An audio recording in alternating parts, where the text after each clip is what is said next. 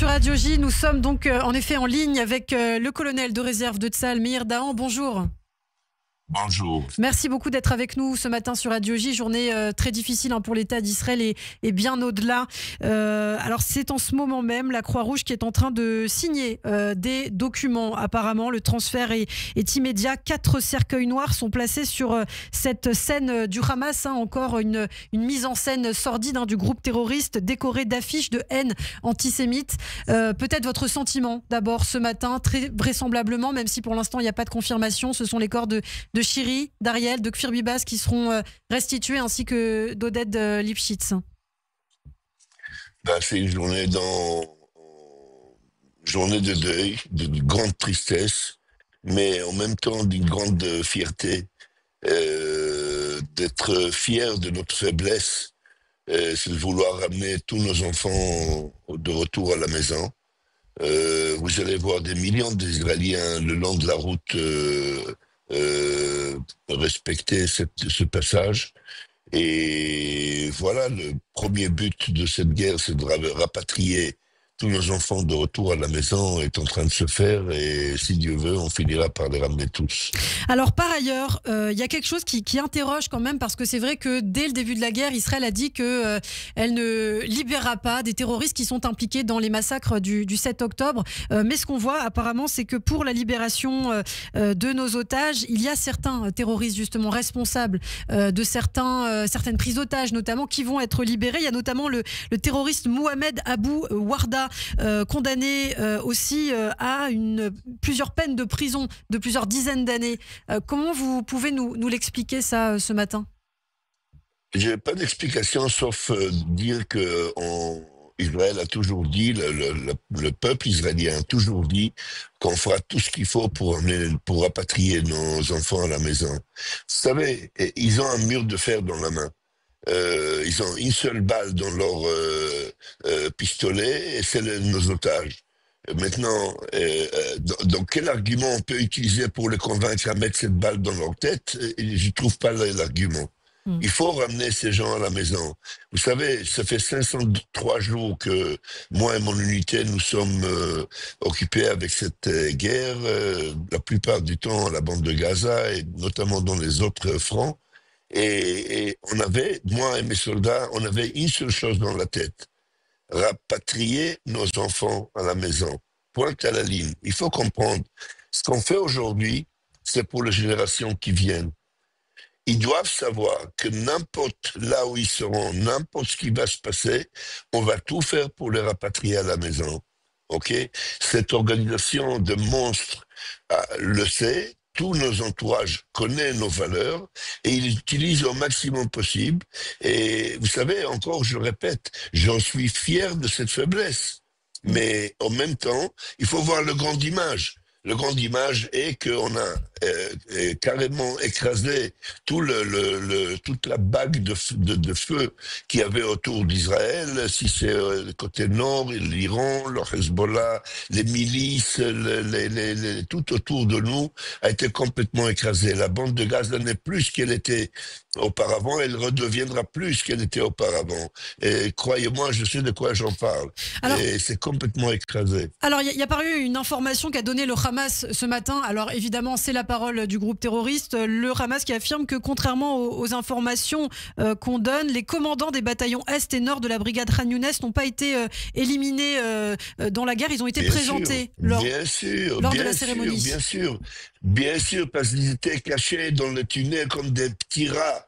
Vous savez, aujourd'hui, ils ont pris leurs uniformes qu'ils ont cachés dans les tunnels, ils les remettent, ils sortent avec une sorte de fierté. Allez voir ce qu'il leur reste autour d'eux. Rien du tout. C'est des petits rats, on était tous là-bas.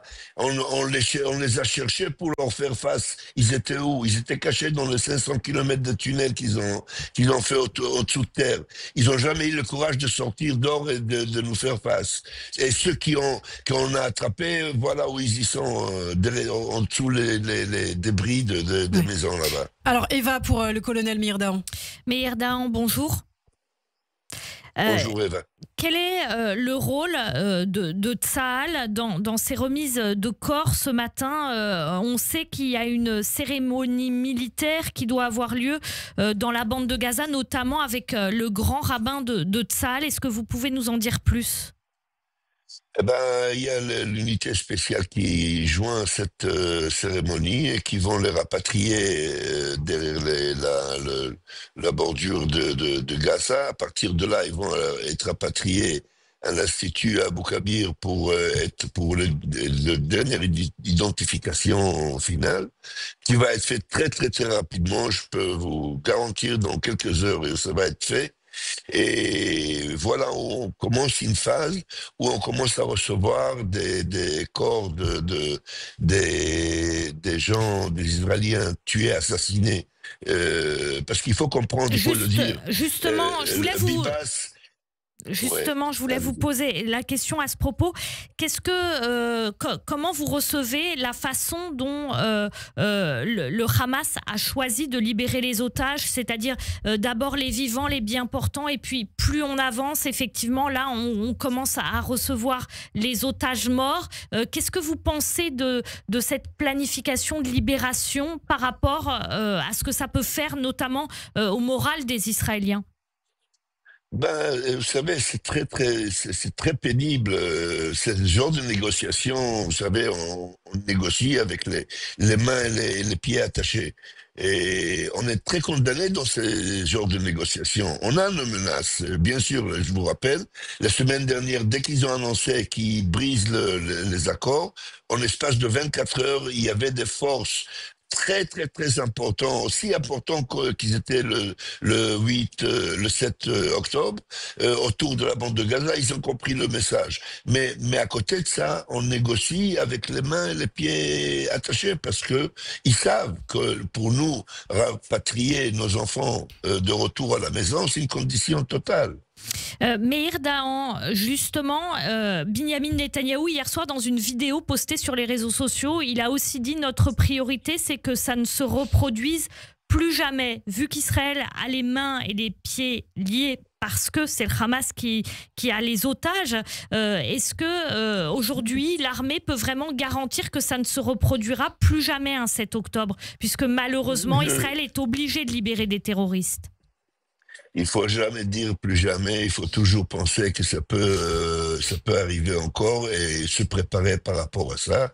Cette faille de 7 octobre va être étudiée. Est-ce qu'il y aura des réponses? Ça m'étonnerait. Mais on est là. Il faut comprendre qu'on vit dans un quartier très violent, très engagé idéologiquement dans leur massacre, dans leur monstruosité. Et c'est à ça qu'on fait face. On maintient notre train de vie, on maintient notre message de paix, mais à côté de ça, on garde les armes dans la main et il faut faire en sorte à ce que cet ensemble de la bande de Gaza va être détruit une fois pour toutes, mais est-ce que ça va être fait? Le temps nous le dira.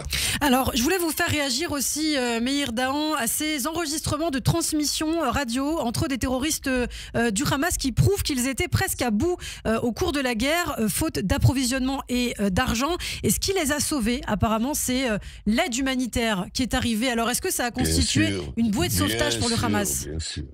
Bien sûr, on leur a donné on leur a donné les armes comme on dit en français, on leur a donné le bâton pour nous abattre, bien sûr. Et il y a eu une pression, je vous rappelle le temps où l'administration Biden a trouvé le besoin de mettre la pression sur Israël qu'ailleurs, au lieu de nous donner la possibilité d'en profiter et de les écraser une fois pour toutes. Mais il faut dire quelque chose. Écoutez, je glisse pas dans cette trappe. Le Hamas, autant qu'organisation, n'existe plus. Ils ont toutes leurs couches de commandement importantes n'existent plus. Il ne reste que ce monstre-là, le frère de Sinoir, qui est encore vivant, mais c'est question de temps qu'on l'aura. Un jour, un an, 10 ans, on l'aura. Ils n'ont plus le commandement, d'une part. D'autre part, les pays arabes autour ont compris que cette forme de gestion de la bande de Gaza ne peut pas exister encore Et voilà qu'ils sont tous précipitent, surtout sous la pression de l'administration Trump, ils se précipitent à trouver d'autres solutions créatives. On trouvera quelque chose, croyez-moi. Il y a beaucoup de choses qui se passent derrière les coulisses que le public ne connaisse pas. La situation à la bande de Gaza ne reviendra plus que ce qu'elle était auparavant et le Hamas ne sera pas le gérant de la bande de Gaza. Est-ce qu'il y aura des problèmes à la bande de Gaza? Oui, parce que les Gazaouis sont comme ça. Vous savez, excusez-moi, rien que quelques mots. Il faut comprendre, le public doit comprendre. Les atrocités du 7 et 8 octobre, la majorité des atrocités a été faite par une foule de Gazaouis qui sont venus derrière les Nourba. Ok, ils sont venus derrière, il y a eu des milliers qui sont venus. C'est eux qui ont fait la plupart des atrocités, de tortures, des cadavres et des gens et des histoires que j'ose même pas les répéter. J'ai été là-bas, j'ai vu. Ok, et il faut comprendre que c'est les Gazaouis qui l'ont fait. C'est la foule Gazaoui qui l'a fait. Les Nourba, ils sont venus, ils sont battus, ils ont fait leurs atrocités. Mais c'est la plupart des Gazaouis qui ont fait le reste. Mais alors, justement, une question se pose sur l'après-Gaza, parce que aujourd'hui, vous le dites, hein, les Gazaouis vont rester, mais il y aura un énorme travail peut-être de déradicalisation. Vous le dites, on ne permettra pas que la bande de Gaza redevienne la bande de Gaza avec la domination du Hamas. Concrètement, qu'est-ce qu'il faut mettre en place pour que le Hamas ne redevienne pas justement maître de cette population? Par quoi commencer exactement? Surtout que les pays arabes, pour l'instant, n'ont pas l'air très favorables à faire entrer des Palestiniens chez eux. Très favorables. À faire entrer les Palestiniens chez eux? Non, ils vont pas laisser rentrer les Palestiniens chez eux. Ils les ont jamais respectés, ils les ont jamais acceptés. D'ailleurs, dans les pays arabes, c'est connu, les Gazaouis sont mal vus dans tout le monde arabe. Mais ils vont pas les recevoir chez eux, c'est clair. Et le Hamas va partir et il va avoir d'autres semi-organisations de tel nom ou autre. Et ils ont un problème idéologique, ils ont un problème d'éducation. Est-ce qu'on peut le rectifier? Ça peut durer 50 ans et 100 ans, je ne sais pas. Qu'est-ce qui va se passer derrière? C'est que pas mal d'interventions internationales, surtout par des pays arabes, les Émirats, les Saoudiens, les Égyptiens et les Américains, chapeautés par les Américains, vont rentrer là-bas et gérer la sécurité, et tout en gardant l'armée israélienne derrière à surveiller et joindre ses forces. C'est la seule solution et c'est ce qui va se passer. D'ailleurs, je le dis il y a quelques années, le seul moyen, c'est que Tzahal doit rentrer, mettre de l'ordre, écraser le Hamas, et derrière eux, des troupes des pays arabes doivent rentrer, mettre de l'ordre. Ils savent comment faire, ils parlent la même langue. Mais c'est le seul moyen et c'est ce qui va se passer, vous allez voir. Eh bien, merci beaucoup. Merci Meir Dahan, colonel de réserve de Tzahal, d'avoir été avec nous. Si vous me permettez, bien sûr. Si vous me permettez, allez-y. Quelques mots, ok. Vous savez, on s'impressionne, on leur voit sur scène là-bas mettre toutes des décorations. Il faut voir les choses en proportion. Ok, je le rappelle encore, et croyez-moi, Eva, je suis encore là-bas, je sais de quoi il s'agit. Ok, c'est des rats, ils n'avaient pas le courage de nous faire face quand on était là-bas et quand on est là-bas, jusqu'à aujourd'hui. Aujourd'hui, on a un problème, c'est que ce sont des civils qui portent des uniformes ou qui les enlèvent. Et donc, nous, on est confus. On ne sait pas vraiment à quoi faire face. Aujourd'hui, ils font des célébrations comme quoi ils sont gagnants. Croyez-moi, c'est de rien du tout. C'est des jeunes ils viennent d'engager et quelques rats qui viennent sortir de tunnels. Il ne faut pas s'impressionner. Il faut qu'on s'accroche à deux choses. Nos valeurs, qu'on respecte, et la grande image. On a complètement écrasé la bague de feu qu'il y avait autour d'Israël. On est très, très, très, très gagnant. Et je ne le dis pas pour conditionner. C'est une réalité. Merci beaucoup, Meir Dahan, d'avoir été avec nous ce matin sur Radio J. Je vous dis à très bientôt. Merci Eva, merci tout le monde. Et bon courage pour cette journée. Merci.